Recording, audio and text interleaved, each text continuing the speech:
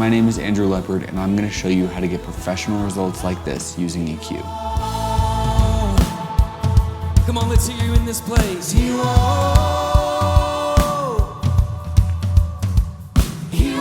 fade. Not even once. He won't fade. He won't. So first, I'm just going to show you what all the drums and overhead mics up without any EQ sounds like.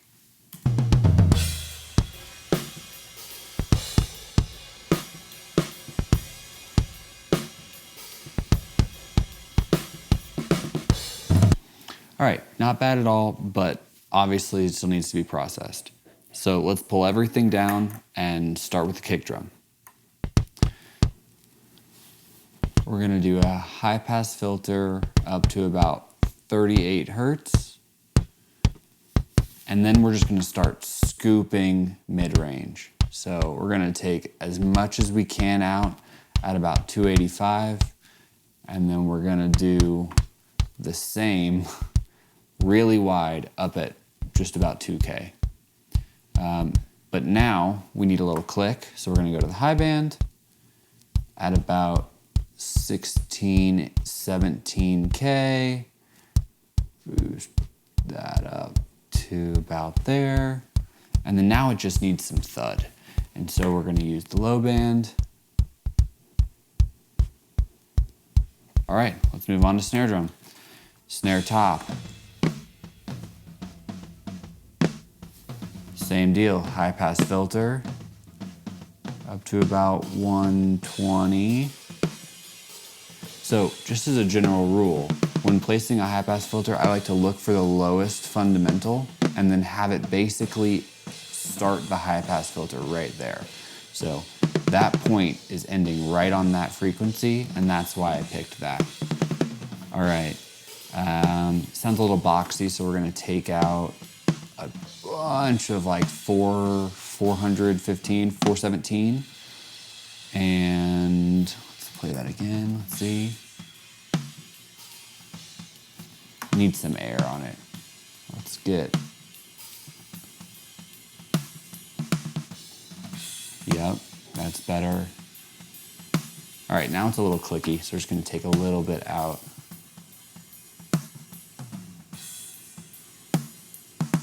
Yeah.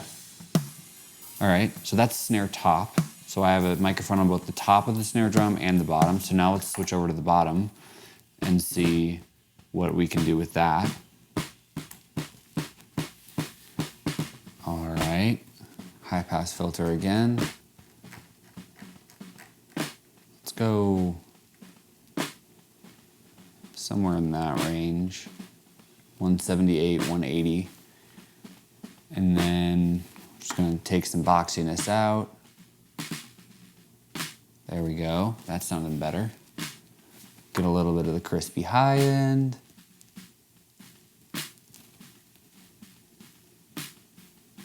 Take out a little harshness. Yeah. All right, let's see what that sounds like combined with the snare top. Sounds pretty good. Let's add kick in just to see where we're at.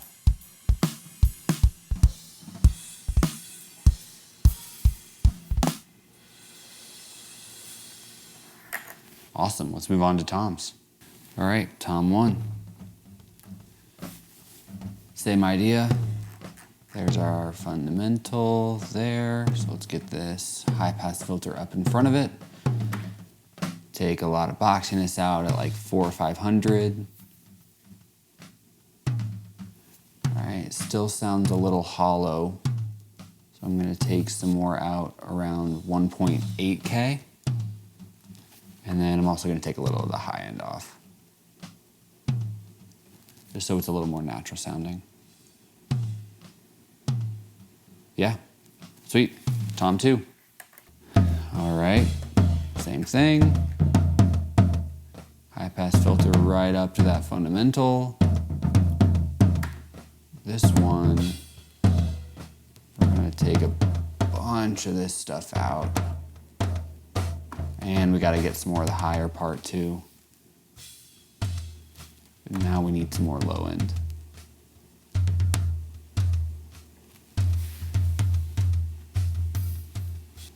Yeah, I'm pretty happy with that. All right, let's move on to tom 3. All right, he only hits this tom one time in this whole song. So I've got that one section looping, and we are going to just start going. All right, there's your fundamental. So we're gonna go right up to it. Take out all the boxiness at like 450. This one needs a little more air on top. Yep, that's good enough. We're good. And now for the overheads. This one is about as simple as it gets. We're just gonna take our high pass filter and crank it up to about 200 and call it good. All right, let's start building our mix. Kick drum. Snare top and bottom. Toms.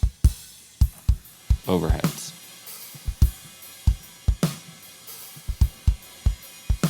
All right, I'm pretty happy with that. Now there's one last step that we need to do that is critical. We need a little drum reverb. So let's go over here. I have a hall reverb at 1 second with 20 milliseconds of pre-delay. And I also have some EQ on that. So I've got just a big low cut at about 400 and then another cut around 450 just to get rid of all that extra low end rumbling around that we don't need for drums in the reverb. All right, let's turn it on and see what it sounds like.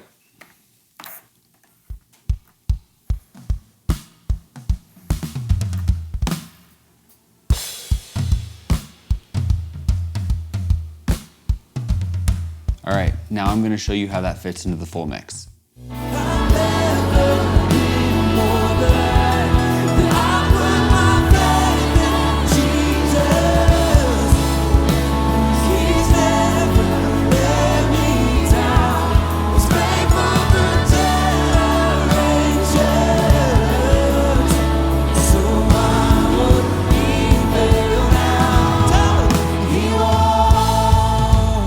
All right, thanks for watching, everyone. If you like this video, go ahead and subscribe to see more content like this, and also leave a comment and just let me know what you want to see. All right, see you later.